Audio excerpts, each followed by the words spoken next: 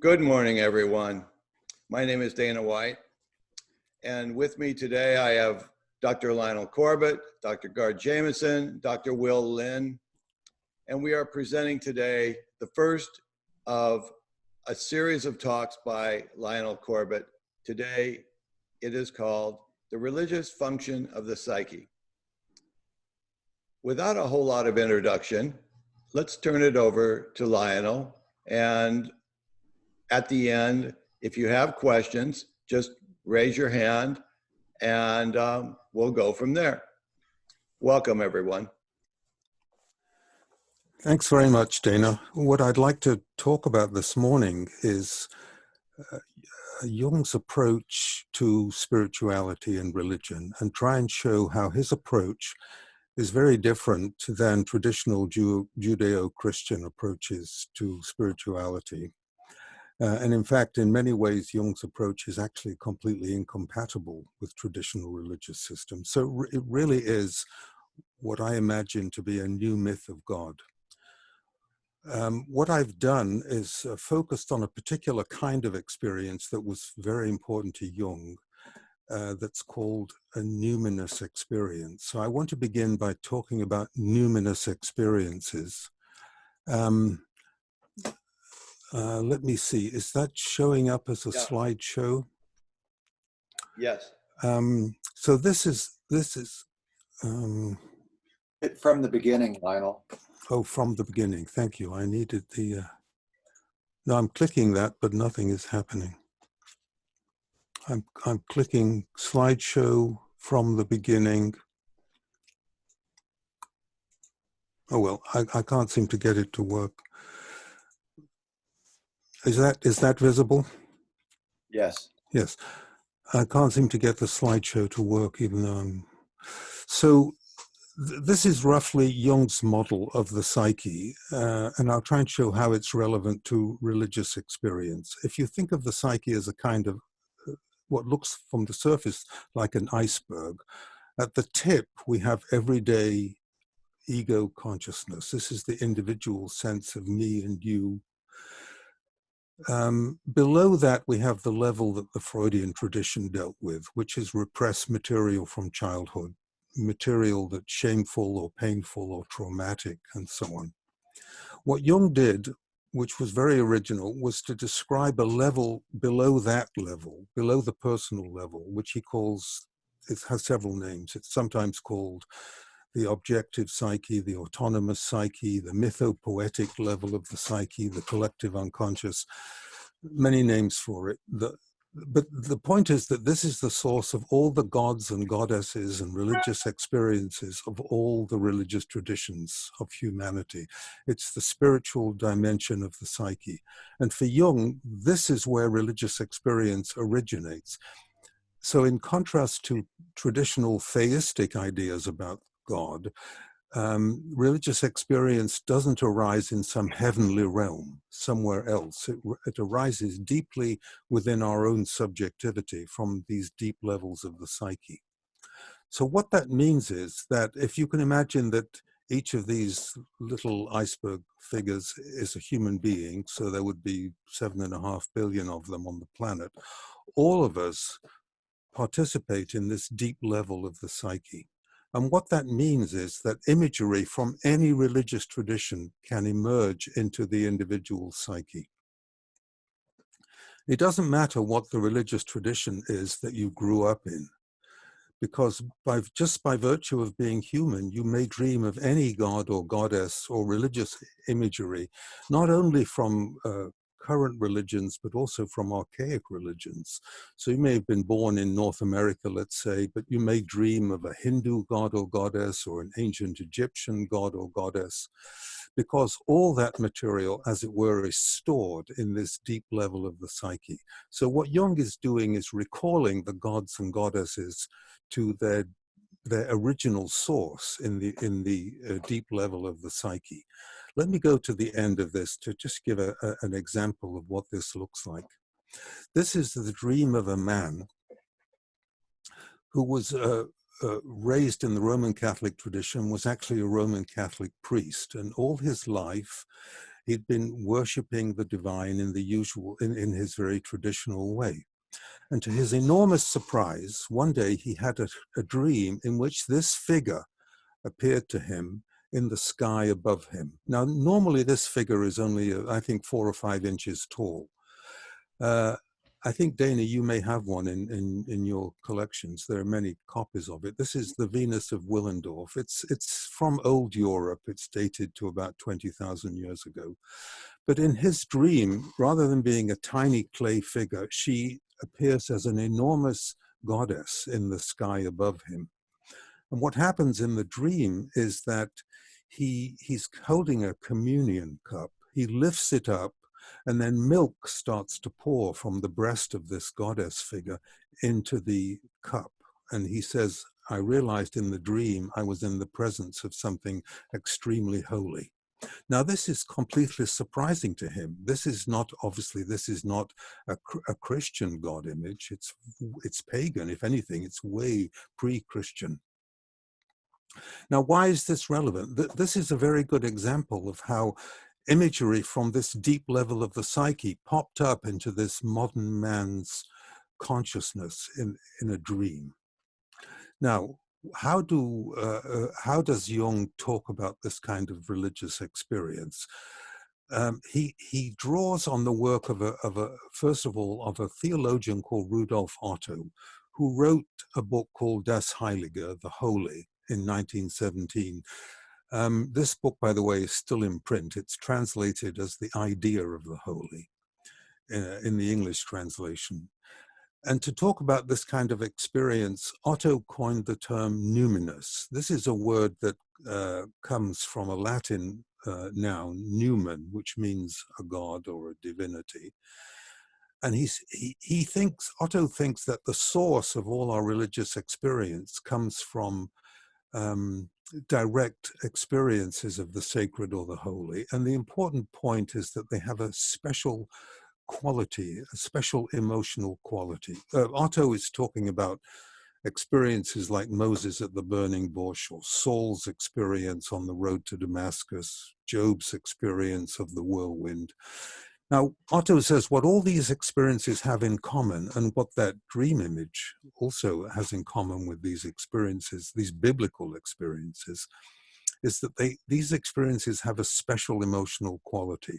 Otto was basically a 19th century scholar, so he used this Latin phrase, mysterium tremendum et fascinans, meaning a mystery that's overwhelming and fascinating. And when people have these kind of experiences, and they're not confined to the founders of the tradition like Jesus or Moses or Muhammad, these happen to ordinary people quite regularly. I'll give you some more examples. And when people have these kind of experiences, they use words like awesome, dreadful, terrifying, ineffable, uncanny. There's a sense that one is in contact with something completely unusual.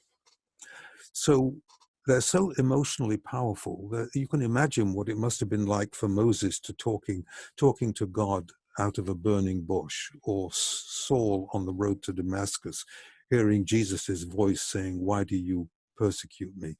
They make the subject feel very small. Sometimes the individual feels blessed. Sometimes these experiences are terrifying. They can be the source of religious experience, and so on. We can't control these kind of experiences, and Otto thinks that they are completely an original type of experience. They can't be understood rationally. Now, this slide's a little dense, I'm sorry. I think I'll skip some of the questions that arise with regard to Otto's work, or whether we can be quite sure what the source is of these experiences. But I think that's perhaps not necessary for our present purposes. The importance of Otto is that Jung borrowed Otto's concept 20 years later in his Terry lectures at Yale University. These were held every 4 years. They were on the psychology of religion. And in his lecture, Jung pointed out that he's hearing experiences with this emotional quality in the consulting room, but he pointed out they aren't necessarily taking a Judeo-Christian form. He was hearing experiences like that Venus of Willendorf experience, which is obviously not Judeo-Christian, but for the dreamer, it was extremely numinous. It was mysterious, tremendous, fascinating. So what Jung decided is it doesn't matter what the content of the experience is, only the emotional quality of the experience is important. And as I said before, you may experience this kind of imagery in a very surprising way, not necessarily from the tradition that you grew up in. Now, so Jung and Otto both agree that these experiences are experiences of the holy or the sacred. But there's a huge difference between them because Otto thought these experiences came from a kind of heavenly realm, from the transcendent God of Christianity or Judaism. Whereas for Jung, these are experiences of that deep mythopoetic level of the psyche, which is the source of all religious experience. So for Jung, these experiences come from a level which is much more immanent. Whereas for traditional Judeo-Christian theists, these come from a transcendent realm. For Jung, the sense of transcendence that these experiences produce really arises because they are what we would call non-ego. We're very unfamiliar with them. The experience of the deep level of the unconscious has that effect of being that we're in touch with something wholly other, wholly transcendent. But it's not transcendent in the sense of being in a heavenly realm. And of course, traditional theists would not accept an image like that Venus of Willendorf as something holy or sacred. They would say at best it's pagan. But for Jung, these are simply forms of individual revelation. Now, this is another point of controversy because traditional religionists, traditional theists would say that revelation has stopped, say at the end of the writing of the New Testament or with the end of the Hebrew Bible or whatever, that there's no more revelation. But for Jung, these kind of experiences go on and on and on. You could have one in your dream tonight. So the man who had that Venus of Willendorf image in his dream was granted what Jung would call a personal or an individual revelation.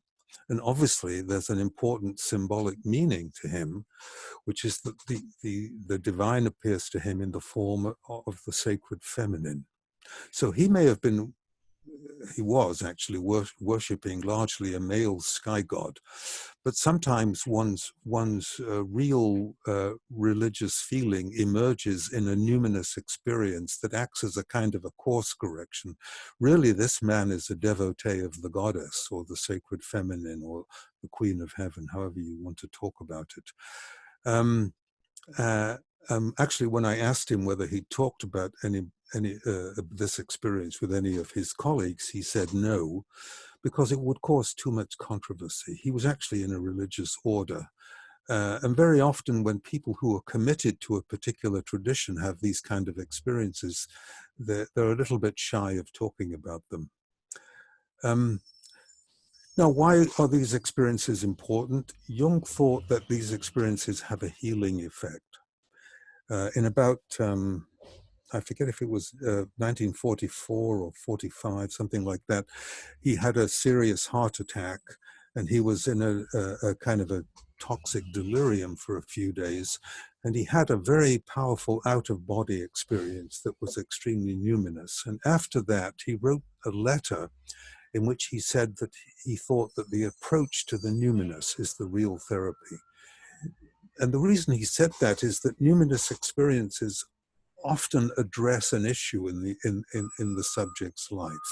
Sometimes they talk about a developmental difficulty, a complex, a life crisis that the person has. And they have such tremendous emotional intensity that they can even be helpful with very painful complexes. I just want to mention one more theorist in this area that I think is very important. William James also wrote about these kind of experiences in his Varieties of Religious Experience. But he had a different set of criteria. which are also very helpful. He said the experience is ineffable. It's hard to describe the emotional quality in words. He said the experience is noetic, which is a word that's not used very often. It means it tells you something that you didn't know before. And he pointed out that these experiences are transient, they don't last very long. And of course, you can't make these experiences come and go. You might be able to prepare for them with spiritual practice like meditation or prayer or pilgrimage and so on. These kind of spiritual practices might make the experiences more likely to occur, but sometimes they just occur spontaneously. And there's no guarantee that whatever practice you do, these experiences will occur. They are. That's why Jung calls the deep level of the psyche the autonomous psyche. We can't control it. Now, this is an important aspect of. Oh, maybe before I go on to talk more about this, are there some comments from God or Will about this so far? Well, Lionel, thank you so much. Yep. Your presentation as a student at Pacifica really affected me, and I want you to know in all my classes I bring the religious function of the psyche into play. My question for you is this idea of personal religious experience. I know Jung didn't deny the transcendent, but he just said we need to focus on the psychic fact of what's in front of us. In other words, the dream or the vision or the experience of the numinous. Can you speak a little bit to this idea of personal religious experience? What does that mean to the individual who's having it? Well, it can mean many things. I mean, sometimes it points to the individual in a direction that is different than the tradition in which the person was raised. In that example of the Venus of Willendorf, this was a total surprise to this man. He had no idea that the essence of his spirituality had to do with the divine feminine. In other words, it produced a radically different change in his God image. It doesn't mean that he literally worships the Venus of Willendorf. They are thought, by the way, those figures to be the earliest known images of the goddess. It's not completely certain that they were, but that's a common theory. It's a symbolic gesture telling him to move in the direction of the divine feminine and not to think of the divine in terms of a male sky god. So it can have that kind of effect. Also, it can have this kind of healing effect. And in people who've had no religious orientation, these kind of experiences can produce a religious conversion. So they can have a very profound effect on the personality. Thank you. Well, Lionel, I'd like to express appreciation and also like to ask a question that might help me some. First, I just want to say that it's really obvious to me how valuable this conversation is right now. I think that when you're calling for the numinous as a guide for our own lives, when you're pointing out the fact that that's where the real healing is, I think it's a really important message in a time where many of us feel not only lost, but not sure where to look. And, this encouragement, this discussion about, looking in and looking to the true guide right now and finding the numinous is contextually relevant even without, directly talking about it. And with that, I like many of us, am feeling myself very deeply in this space where I'm touching base with myself. I'm having a lot of numinous experiences in the last month, and I suspect I'm not the only one. But I also know that these type of numinous experiences, when you start to open a relationship with the symbolic in your life, with the numinous, there's also a real danger of doing that on your own and slipping into madness. And so on one level, it feels spiritual and it feels valuable and I'm finding things. And on another, I'm finding myself wanting to be extremely vigilant in relationship to my own psyche. So if you had any pointers. Yeah, well, thank you, Will. You raised several important points. One is, as it says on this particular slide, that if you over-identify with a numinous experience, it can make you either very inflated or even psychotic. And there's no doubt that these experiences can trigger psychosis in very vulnerable people, especially when it's a type of experience that we call a visionary experience, which is like a dream except you're awake. It seems to be that you're in a dream that's happening on the outside.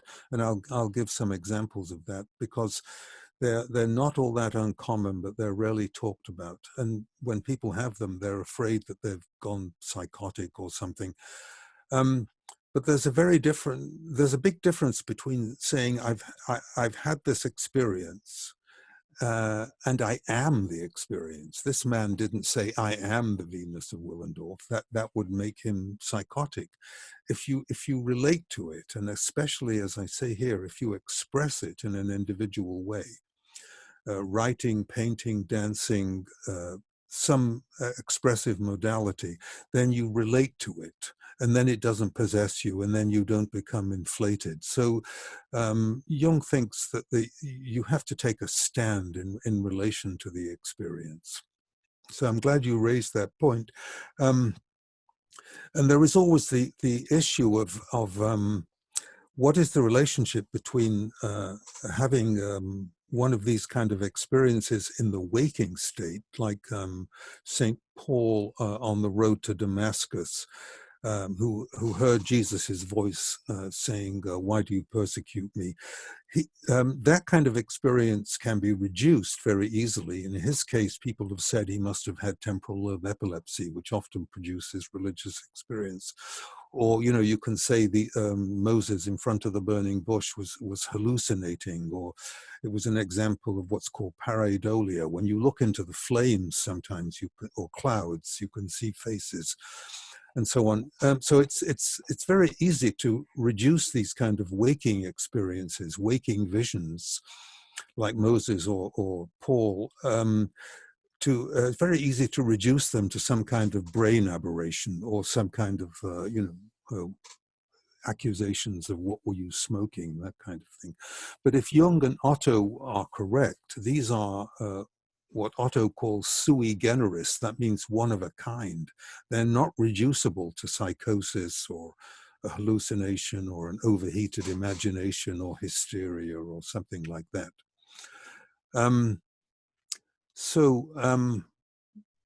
Well, we can, if you want, we can go into this issue of psychosis a little further. But for the time being, I just want to say that these things happen to perfectly normal people, and as William James said, they can be quite transient.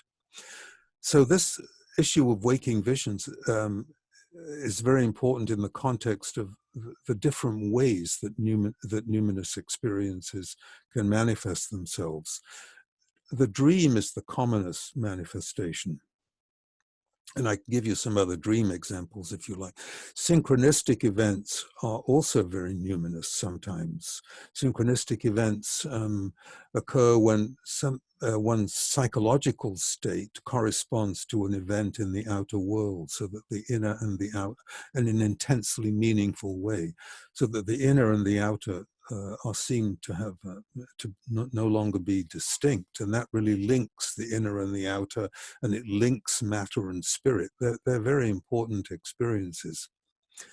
And then the example of waking visions is very important, and I better give an example of that in a moment. And then there are people who experience the numinous in the natural world or through the body. Let me just give an example of a numinous dream, pardon me, and explain how they can have how these experiences can have a healing effect.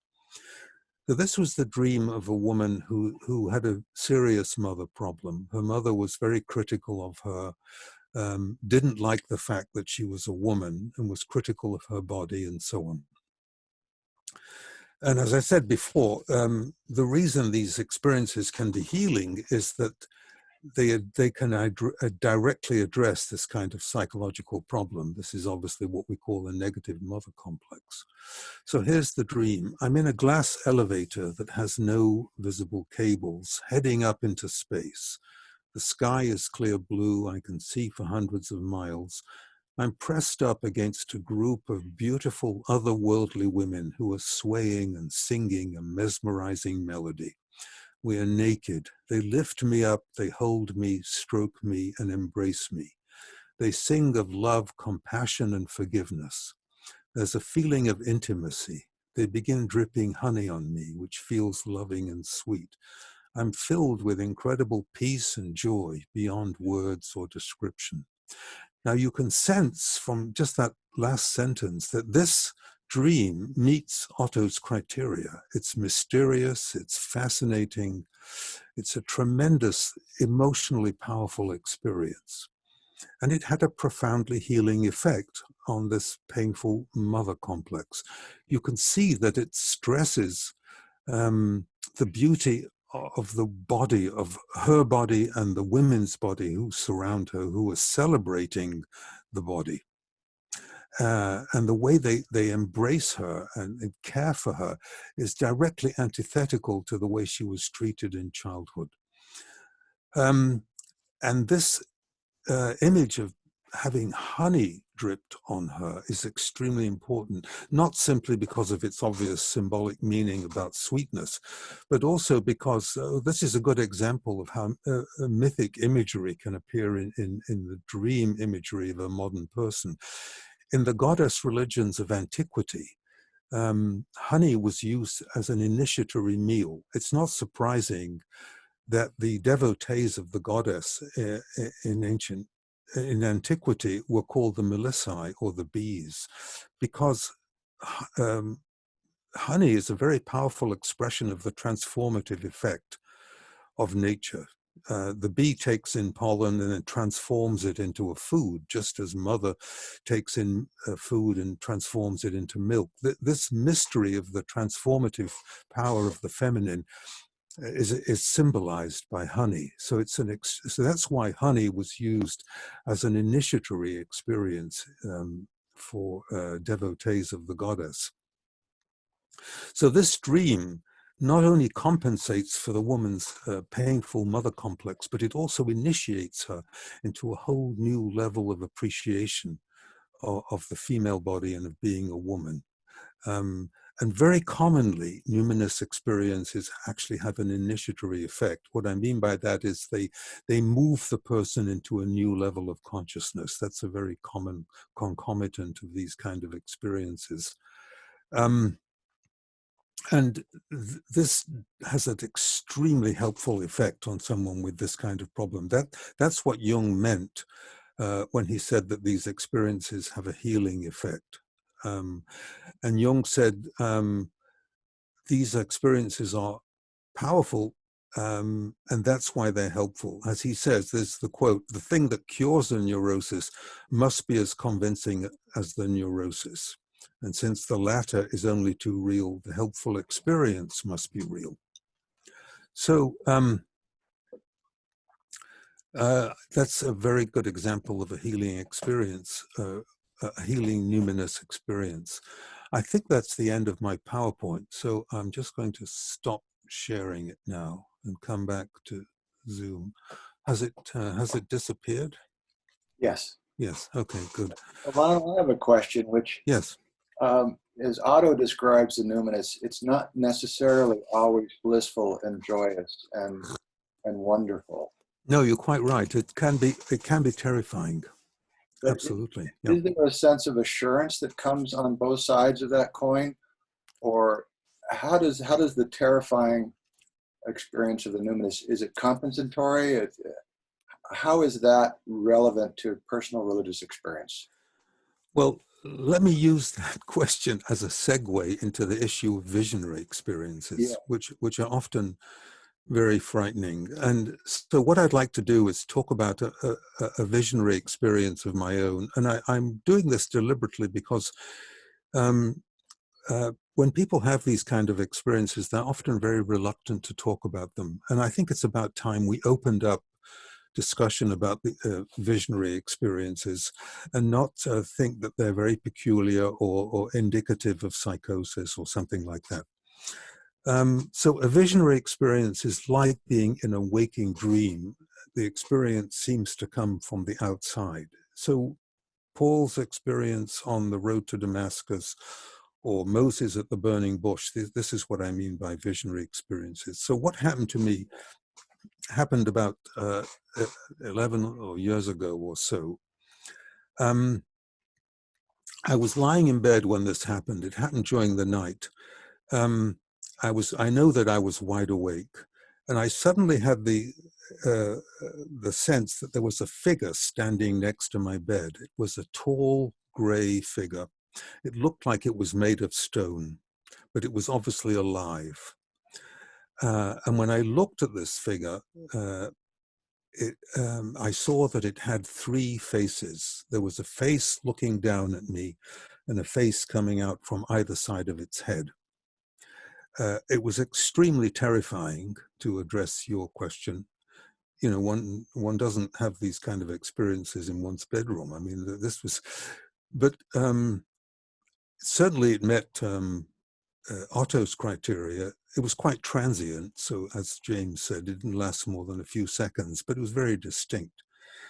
So it was mysterious, tremendous, fascinating, awesome, dreadful, uncanny, you know, whatever words one would like to use. And I had no idea what it meant. I didn't think that I was crazy or hysterical. I hadn't been smoking anything, so I had no idea what this was about.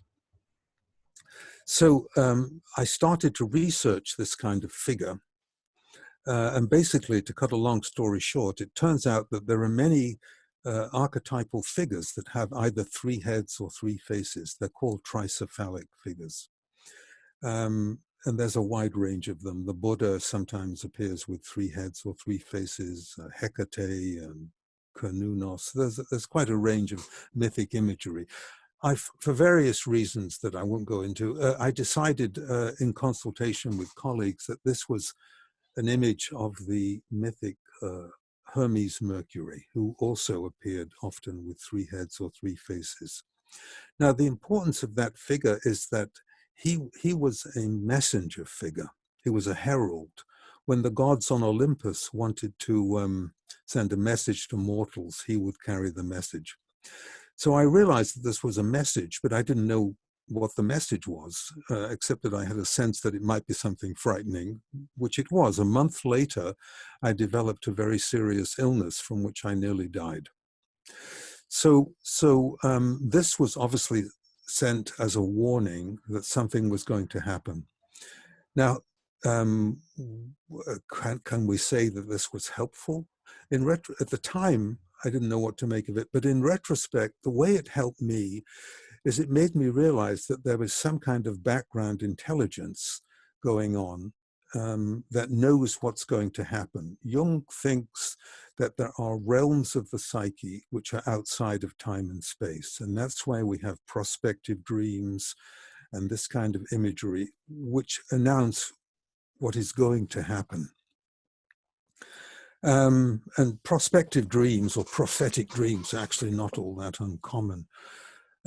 So I don't like the idea that life is a tale told by an idiot. I prefer to think that there's a kind of background archetypal intelligence, the intelligent order of the universe, and that this knew that something was going to happen to me.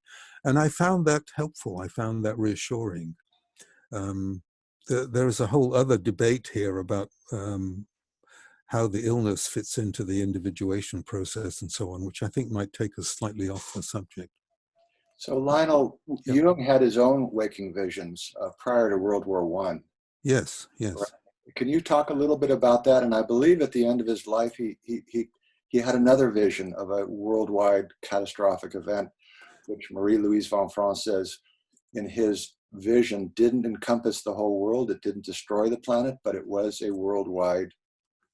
We don't know any details about that vision, do we? Just she was reporting in the interview that toward the end of his life, he had this vision. Yeah. And there's part of me that maybe wants to say maybe we're kind of in that apocalyptic moment right now.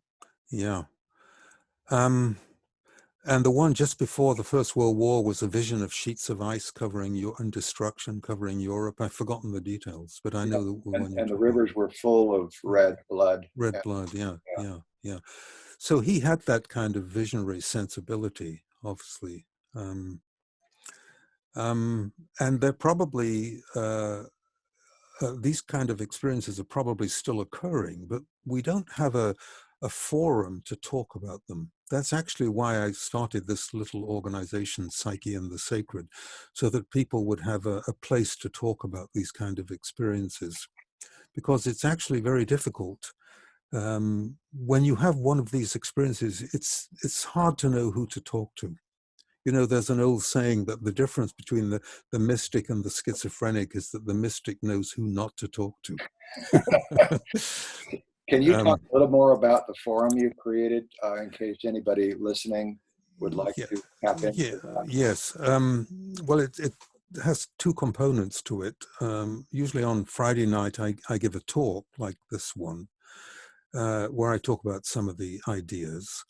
And then on Saturday and Sunday, we meet in a small group, maybe 10 or 12 people, and we simply sit around and share dreams and these kind of experiences. And it's intended to be a contained way of talking about them. You see, people very often, when they have these kind of experiences, they can't go to their minister.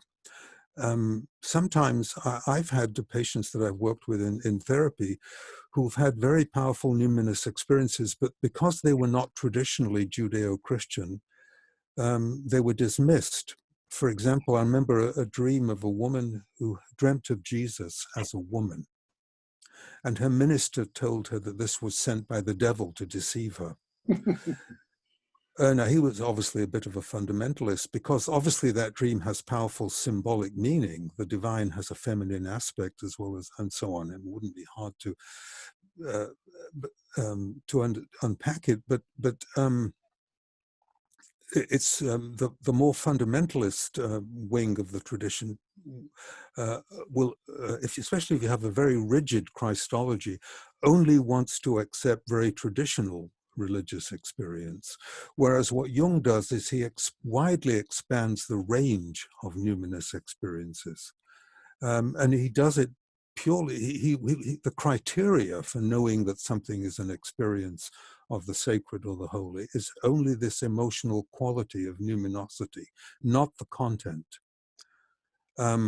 So, for example, I once had a very powerful dream of an enormous UFO, something of the size of that Close Encounters UFO, that came down and hovered a short distance above my head. And the thing was so big and so close that was very terrifying. And then lights started to shine down on me. And when I looked up, I saw that the base of this UFO was covered in eyes, and the light was pouring out of the eyes. Now that dream was quite frightening, quite awesome, mysterious, terrifying, dreadful, you know, all those. So it meets Otto's criteria.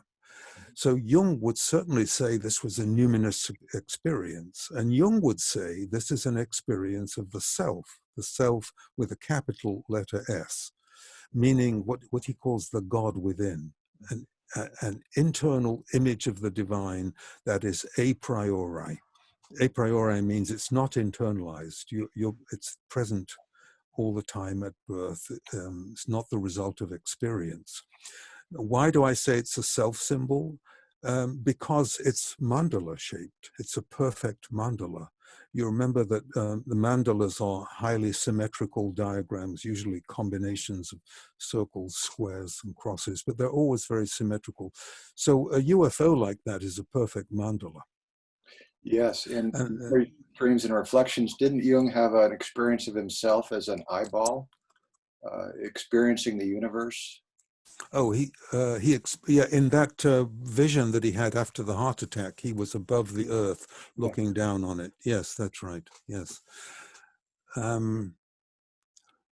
So the point I was trying to get at was that traditional Judeo-Christian theists would not accept a dream like that as an experience of the inner divine, but Jung would. Jung would say this dream is a dream of the self, the transpersonal self, the self written with a capital letter S, as distinct from the personal self, yourself and myself.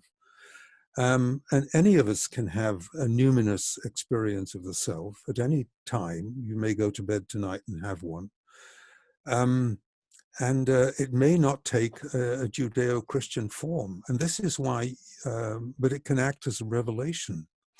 In that case, there's a teaching that, remember that one of Otto's criteria William James's criteria was the noetic quality, the quality of giving you information. The information here is, you are seen by that, where that has a capital T. So perhaps that was compensating for a feeling of not being seen, and so on. One could keep amplifying the dream, but they're not random. These experiences are always tailored to the individual's experience. Well, I'm curious, in indigenous traditions, they would often go down to the river, or they would gather around the fire, and they would talk about their dreams in the morning. Yeah. What is it about modern culture that we're afraid to do that? Is it the development of the ego structure, or what? Well, it's because modern culture doesn't understand what Jung referred to as the reality of the psyche. When you have a dream, it's very easy to dismiss the dream as, quote, nothing but, as if it's not significant. It's only psychological, as if that means it's not real. One of Jung's very major important points is that the psyche is real. So that a dream image is an image of something real. It has its own ontological existence. And that level gives you information that's as real as the information that you get from the five senses and from the intellect. It gives you real information. So the notion of the reality of the psyche hasn't penetrated into the culture. That's very unfortunate. And why do you think that is from a developmental standpoint? I mean, indigenous cultures were very permeable, and they appreciated these dreams, and they, I believe, differentiated between big dreams and small dreams. Yeah, well, you're a philosopher. I mean, the culture and the academy is Aristotelian. Yeah. This is a Platonic mode of being. It's a two-world theory. We live in the everyday, ordinary, consensual reality, but there's a subtle realm or a spiritual dimension that's not immediately accessible to the five senses, but does erupt into ordinary awareness in these kinds of ways. And that's not a popular view in academic circles. So Jung's notion that there's a spiritual essence in the personality would be unpopular in most university circles, because they don't like essentialist theories. And this is an essentialist. Now, if you don't believe there's a spiritual essence to the personality, this will all be nonsense. So that's really a matter of one's own commitments. I think there's good empirical evidence. I think Jung, in some ways, was an empiricist and a phenomenologist. He's just describing, anyone can have these experiences and we can describe them. There's nothing mystical about them. Jung was often accused of straying from his lane into theology instead of staying in psychology. But he said, look, I'm just talking about people's experiences. That makes me a psychologist. Now, if you, there was a point you raised before, which is, what is the relationship between these intrapsychic experiences, like the UFO or the wonderful dream of the women in the elevator? Is there any relationship between those kind of images and the transcendent God of Judaism and Christianity and Islam? I mean, is the self, the image in the psyche that we experience, an image of what the theologians are talking about? Or can we know? I think Jung probably privately believed, well, he said actually somewhere that our images are images of something. He said there is an original beyond the image that the image is pointing to, but you can't really prove that. It's a matter of belief. So for a lot of Jungians, these kind of experiences are experiences of the inner divine. But you couldn't be 100% certain that that the dream image tells you anything about the transcendent God of the theistic traditions. We just have to live with uncertainty. But I'm happy with what we've got. I mean, it's just as you can't say whether the deep levels, the mythopoetic levels of the psyche are generating religious experience, or whether there is a transcendent God beyond the psyche, which is using the psyche as a kind of medium of transmission. Jung got into all kinds of arguments with Martin Buber and Victor White and various theologians who accused him of, Buber accused him of psychologism, meaning that he was reducing the transcendent God of the theistic traditions to, quote, nothing but an intrapsychic image. And Jung said, look, Martin, you just don't understand that these images are real. They could never resolve that kind of tension. And I think it's still a tension. There's a lovely line from Lao Tzu. It suggests that when people lack a sense of awe, there will be disaster. Would you reflect upon that personally and collectively? Well, the sense of awe is one of the main characteristics of numinous experiences. And actually, I skipped over the slide that talked about some of what are called the epistemological problems with Otto and Jung, which is the problem of how can you say what the source of these experiences is. If I'm watching a tremendously powerful sunset and I'm awestruck, or I look into the skies at night and I see these wonderful stars and I'm awestruck, some skeptics would say, well, you're awestruck by the power of nature. It has nothing to do with God. So Sorry. It's so interesting when these interruptions occur, isn't it? Yeah, my apologies. I don't know. That's all right. No. Maybe it was just a little musical background to the conversation. Yeah. So in other words, it's possible to reduce these kind of experiences and not attribute them to experiences of the divine. It's possible to just say they're natural phenomena. They have no special religious significance. You think when we deny those experiences, or when we reduce those experiences, as Lao Tzu says, we're going to experience a higher degree of neurosis or complex in our lives? Well, I think that having a spirituality is very helpful in dealing with psychological difficulties.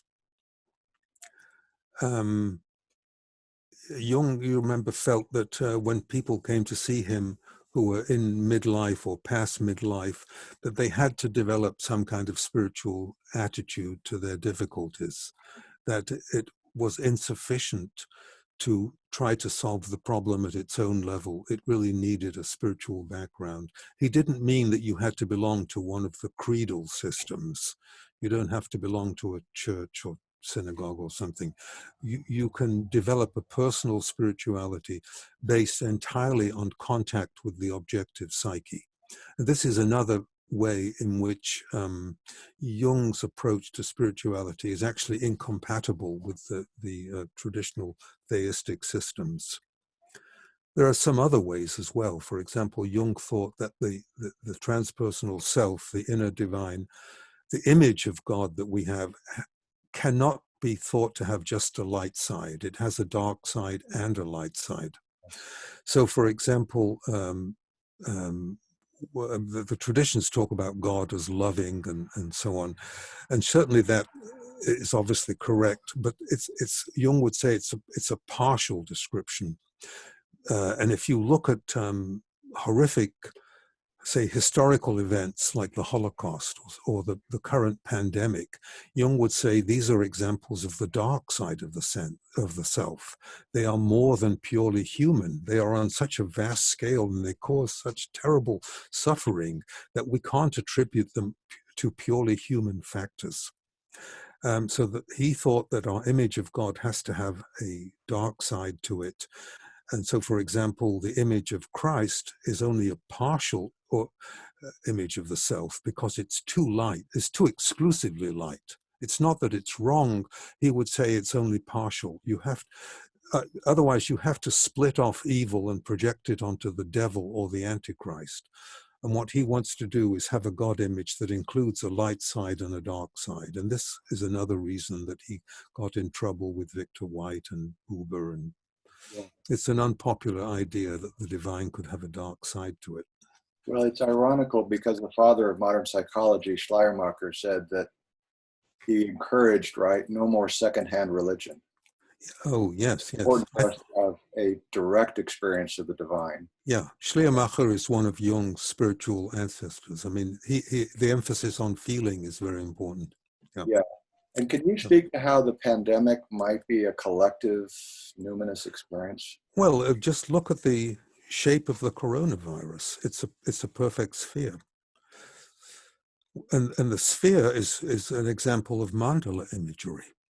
And then so it's certainly a self symbol. And if you think about the fact that the problem emerged from bats, which live in deep, dark, underground caverns and caves. I mean, just imagine it symbolically. You have the emergence from the underworld into our reality of something very, very damaging in the form of the self, in the form of a spherical mandala.